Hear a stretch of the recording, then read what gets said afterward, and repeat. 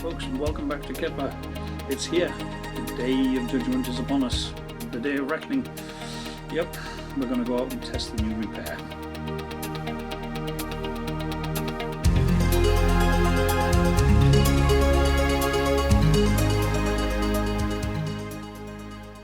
In part one, we looked back at how we've come to be in this position, and it's hard to believe that it's actually started 3 years ago.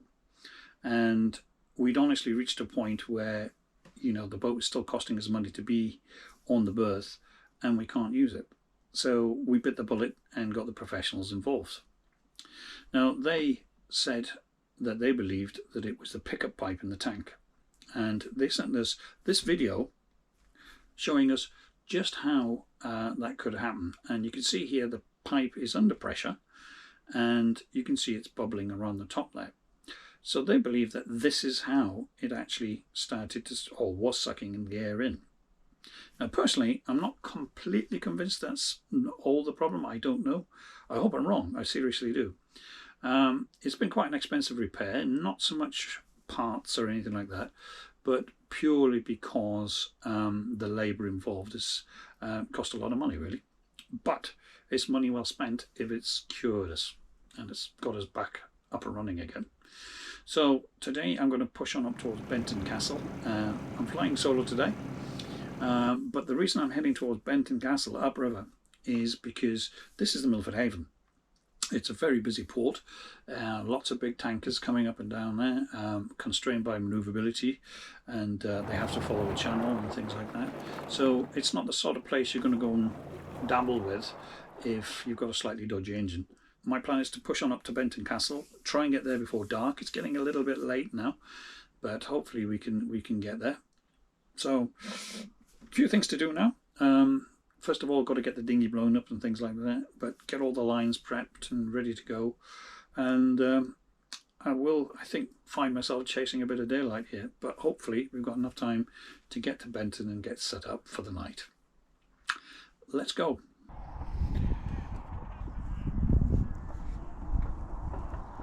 Yeah, one of the jobs I wanted to do before we go is to get these navigation lights sorted out. There's the dinghy yet to be pumped up, but we're getting there. As you can see, most of it's missing. So we've got to do that before we head up.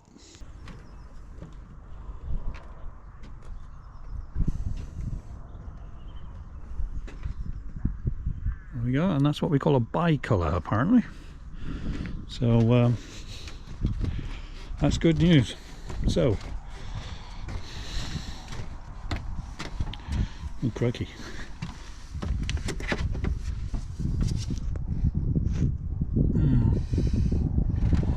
You can tell how long she's been on the berth, can't you? Yeah, it's not looking good, folks. There's quite a lot of weed underneath, so I think that might come back and bite us, but we'll see what happens really. Maybe a spin up the river will clear some of it off, but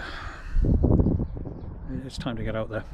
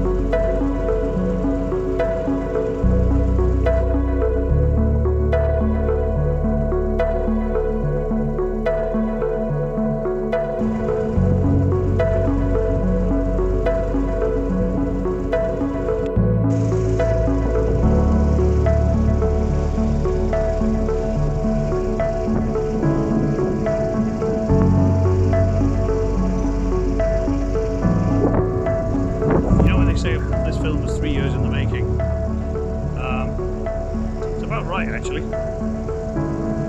And the fuel issues that we've had, this is the first time we've actually pushed out properly in 3 years to give it a try.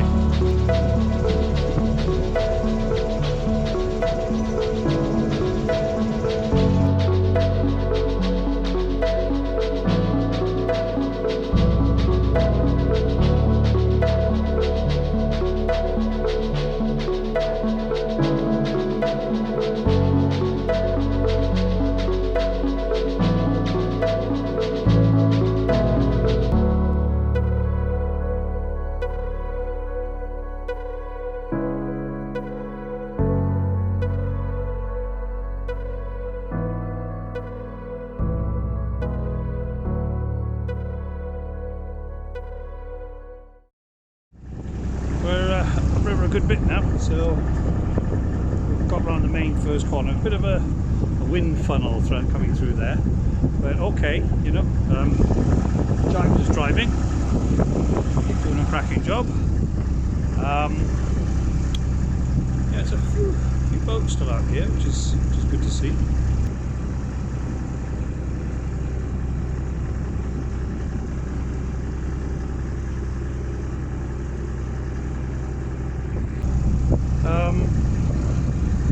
Tide is pretty much on its way out now, good and proper. I'm not exactly sure what low water is at the moment, but I don't think we're far off it, you know.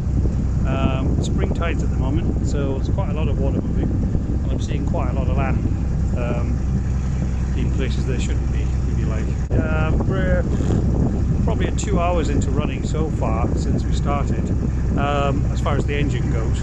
So we've been engine on for 2 hours. You can definitely feel the weed build up on the bottom. It's not brilliant, and particularly you're getting cavitation through the boat quite a lot actually at times, more so on the higher rev. But we've just backed off now, and she's found a nice pace. It seems to be ticking along all right.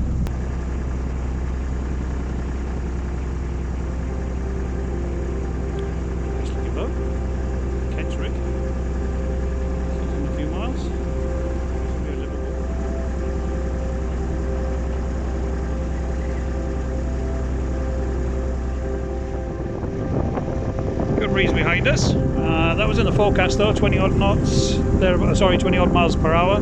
Expected that. So I was trying to get out ahead of that before it sort of kicked in properly, really.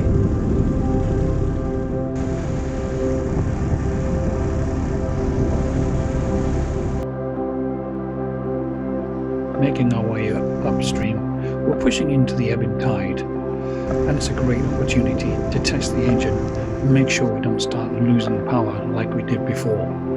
Nervous times. Little bank here. You've got to be a wee bit careful here.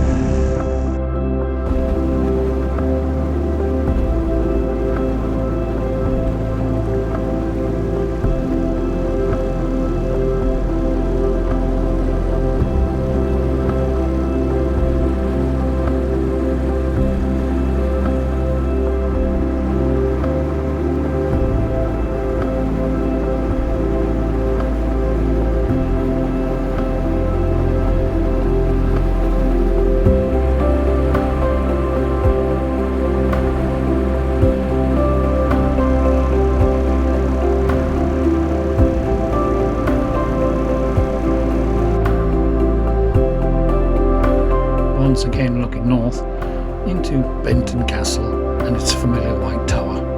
It's becoming something of an old friend. Hello folks, that's something we haven't seen for a few years. Just the Genoa at the minute, but we're still making about 3 knots against the ebbing tide, so not too unhappy with that.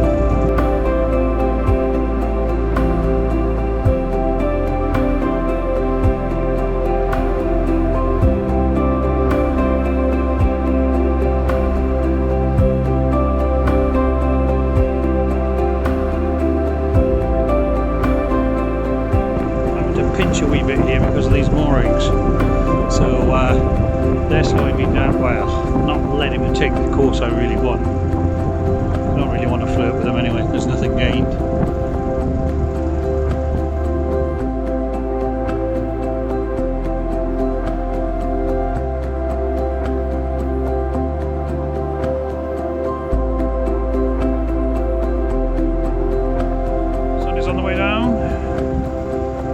Pushing hard to try and get up to Benton Castle before dark and get settled, you know. So I think we might have timed it just about right, really.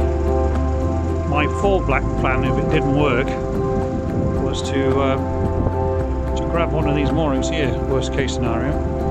You can see there's a small buoy and a big one, and we generally think of the smaller buoy as the pickup buoy. So we can get an indication really of which way the tide is flowing, so that gives us a bit of a help when we're thinking about our approach. So you can still see that very much all of them are showing down tide, so tide is definitely still going out. How about that, eh?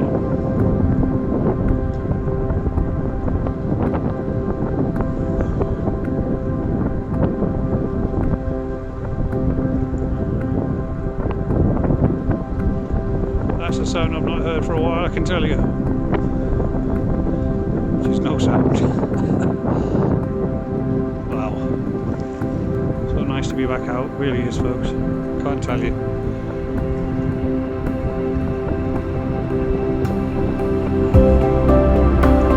Kipper's glad to be out too, bugger.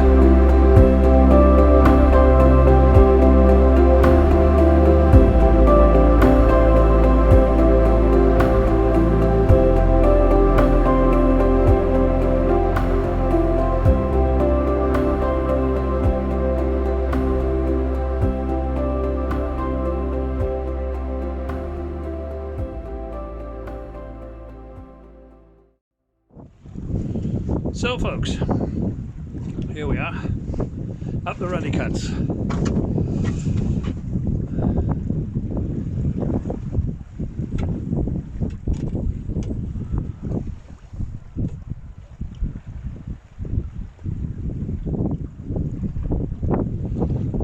Now anybody who's a catamaran sailor will recognise this, certainly as a posture anyway. So we're still ticking along quite nicely here. I expect that we've got some trees up on the left hand side, you know, or port side, which is probably going to disturb the wind a wee bit, but there's a wee estuary just near it as well, so we might get a few gusts first and then I think the wind might drop off a touch. But at the moment we're carrying full Genoa, but I'm just letting it sort of find its own form at the moment and just sailing to it. I think it's time to get the block warmer on as well, actually. Ball patch is getting a bit cold. So we're not far away now from Benton Castle, and it's just literally round the corner now. The light's starting to fade quite quickly now, and we're starting to lose a little bit of way, but we're still going. We're still heading upriver, which is nice. I've stayed at Benton Castle a couple of times before, once just as a lunch stop and the other really was as an overnighter, which was quite nice, and that was my first night on the hook with Kipper, so it was good. So there we go, folks. Benton Castle just hiding there, distinctive white tile hiding in the background. Well, the next challenge was going to be setting the anchor, which should be reasonably rudimentary enough. However, it has to be admitted, there was a certain degree of faffing involved.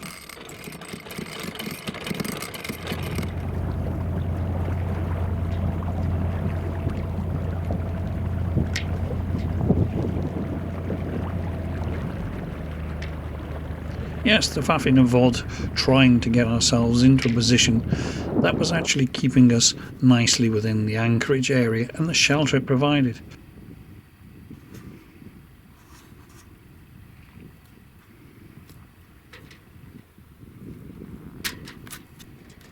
Well, we got there in the end.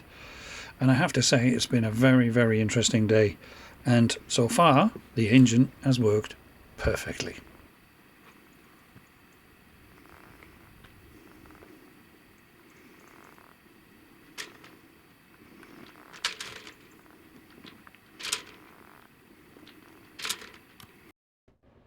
The evening gave me a chance to dust off the Heath Robinson anchor light and see what it actually looks like from out in the tender, which looks pretty good, I think, really.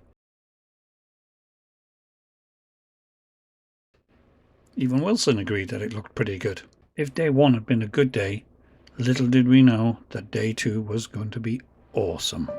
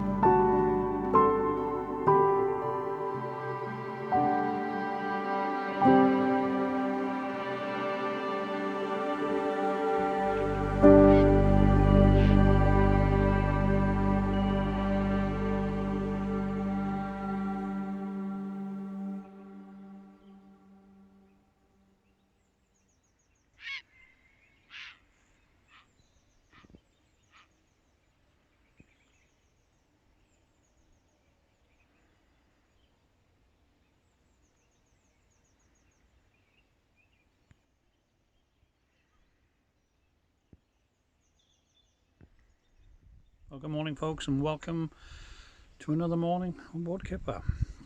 We had a cracking night upriver. It's a funny little bowl that we're in, actually, because the wind sort of circulates in here a bit, so she does swing around a fair bit during the night, but nothing really that you'd worry about. Of course, there's no waves at all, so it's from a night's rest point of view, it can be better. It's certainly a place to enjoy a cup of tea anyway. It's a very, very pleasant morning, actually. A wee bit chilly to start with, but it's not too bad now. Wrap up a little bit. Water's very, very calm. Probably little or no wind, but maybe once we get down more towards the haven, it'll pick up a bit. So we'll take the sail covers off ready, just in case. If nothing else, we can give the sail an airing.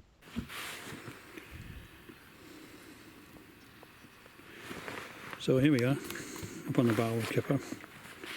I sort of rigged last night this sort of improvised snubber, really. Unfortunately, I couldn't find a D-shuckle of a good size, but so I sort of improvised this, and actually, I got to say, it worked quite well.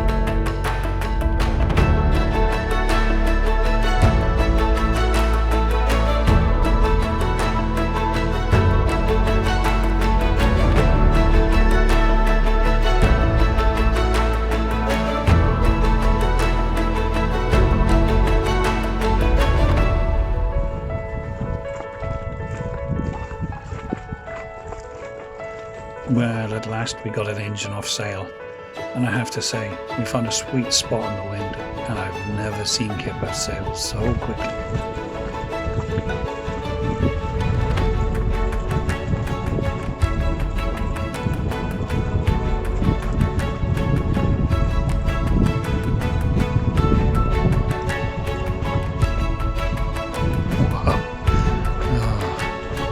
Days off the wind from.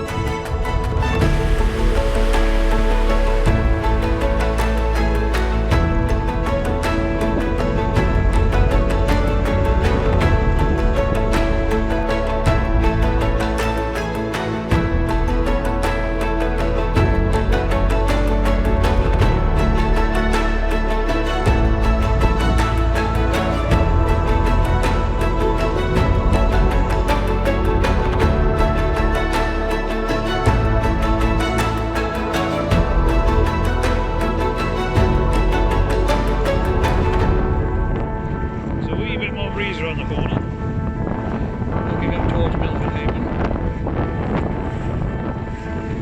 and I've got a very bad reef on the main. It's disgusting, it's horrible, and I've got about half a head sail at the minute.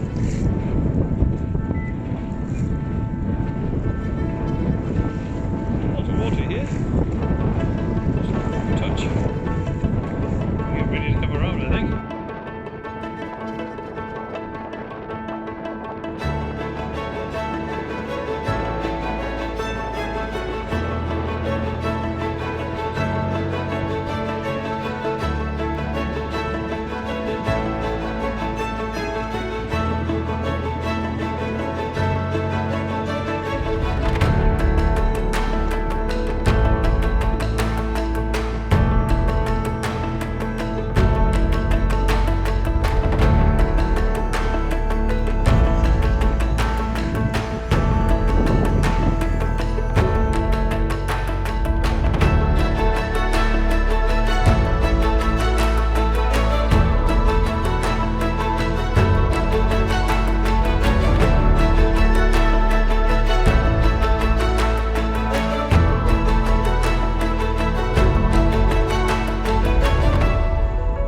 Well, with the day waning fast, it was time to head for home.